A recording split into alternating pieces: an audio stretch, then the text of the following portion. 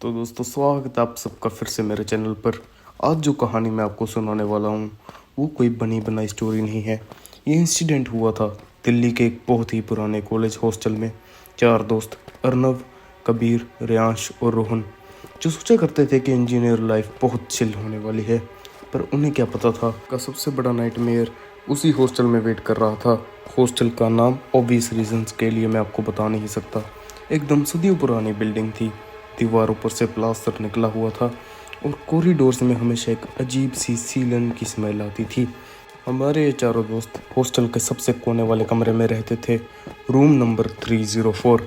सब कुछ ठीक चल रहा था अनटिल उनका फर्स्ट सेमेस्टर ख़त्म हुआ। विंटर वेकेशन स्टार्ट हो चुकी थी और पूरा हॉस्टल खाली हो चुका था। सब लोग अपने अपने घर जा चुके थे, पर इन चारों को एक इम्पोर्टेंट प्रोजेक्ट पेंडिंग था, तो इन्होंने डिसाइड किया कि ये हॉस्टल में ही रुकेंगे। पहली रात को सब नॉर्मल था, पर रियल हॉरर शुरू हुआ सेकंड नाइट से। रात के लगभग 2 बज रहे थे। पूरा कैंपस एकदम साइलेंट था, बस दिल्ली की ठंड वाली हवा चल रही थी। कबीर और रोहन कोडिंग कर रहे थे और आरव फ़ोन चला रहा था। तभी अचानक कॉरिडोर में से किसी के चलने की आवाज़ आई। ऐसा लगा कोई बहुत भारी कदमों से चल रहा है। रियांश ने हंसते हुए बोला, अरे वो वार्डन घूम रहा होगा राउंड पे। पर ट्विस्ट पता है क्या था? वार्डन तो शाम को ही अपने घर जा चुका था। हॉस्टल में उन चारों के अलावा सिर्फ एक सिक्योरिटी गार्ड था जो ग्राउंड फ्लोर के गेट पे था। रोहन ने डरते डरते दरवाज़ा खोला और बाहर देखा। कॉरिडोर एकदम खाली था, बिल्कुल सन्नाटा। पर वहाँ एक चीज़ अजीब थी। रूम 304 के ठीक सामने वाली दीवार पर एक गीला हाथ का प्रिंट था और उसमें से अजीब सी गंदी बदबू आ रही थी, जैसे कोई पुरानी नाली या गटर हो। अगली सुबह उन्होंने हॉस्टल के गार्ड से पूछा। गार्ड का नाम था राम सिंह, जो वहाँ पिछले 20 साल से काम कर रहा था। जब आरव ने उससे वेट हैंडप्रिंट के बारे में पूछा तो राम सिंह का चेहरा एकदम सफ़ेद पड़ गया। उसने दबी आवाज़ में बोला, बाबूजी, रात को जल्दी सो जाया करो और जो भी हो रूम नंबर 304 का दरवाज़ा रात 12 बजे के बाद मत खोलना। इन चारों का लगा गार्ड उन्हें डरा रहा है। प्रैंक्स तो हॉस्टल लाइफ में नॉर्मल है, पर उस रात चीज़ें सच में आउट ऑफ कंट्रोल हो गई। रात के 3:15 कबीर को अचानक बहुत तेज़ ठंड लगने लगी। उसने ब्लैंकेट ओढ़ा, पर ठंड बढ़ती ही गई। उसने नोटिस किया कि उनके रूम की खिड़की खुली हुई थी और बाहर से बहुत घना कोहरा रूम के अंदर आ रहा था। दिल्ली की ठंड में इतना कोहरा नॉर्मल है, पर वो कोहरा अजीब था। वो ज़मीन पर रेंग रहा था, बिल्कुल किसी सांप की तरह। तभी उन्हें हॉस्टल के टेरिस से किसी के रोने की आवाज़ आई।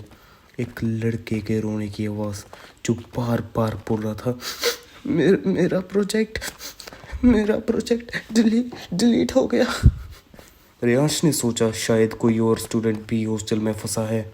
चारों ने अपने फ़ोन की फ्लैशलाइट ऑन की और टेरिस की तरफ निकल पड़े।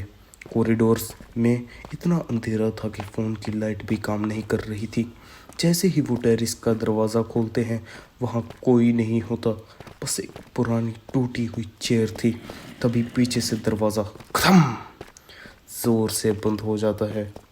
चारों डर के मारे चिल्लाने लगते हैं। रोहन पीछे मुड़ता है और जो वो देखता है उसकी चीख निकल जाती है। दरवाजे के पास एक लड़का खड़ा था। उसने वही कॉलेज की टी शर्ट पहनी थी, पर उसका चेहरा एकदम धुंधला था, जैसे वहाँ कोई फेस ही ना हो। सिर्फ 2 काली काली आंखें थी। वो सरसराटी आवाज़ में बोला, तुम चारों अभी तक घर क्यों नहीं गए? चारों ने अपनी पूरी जान लगाकर दरवाजे को धक्का दिया और नीचे अपने रूम की तरफ भागे। वो रूम में घुसे, दरवाज़ा लॉक किया और सारी लाइटें ऑन कर दी। वो पूरी रात सो नहीं पाए, बस हाँफते रहे। अगली सुबह होते ही वो चारों अपना बैग पैक करके हॉस्टल से भाग निकले।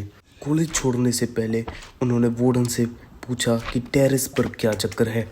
वार्डन ने एक ऐसी बात बताई जिसे सुन के उनके रोंगटे खड़े हो गए।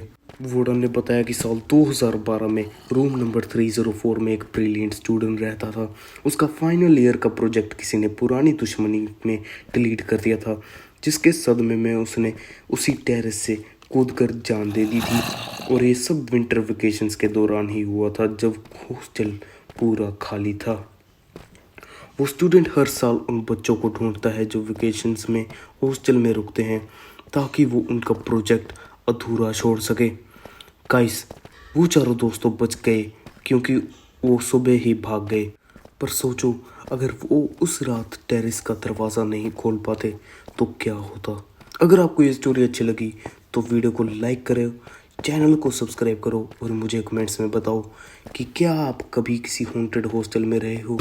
मिलता है अगले वीडियो में, तब तक के लिए keep gaming and stay safe. भूतों से बच के रहना और इंसानों से भी।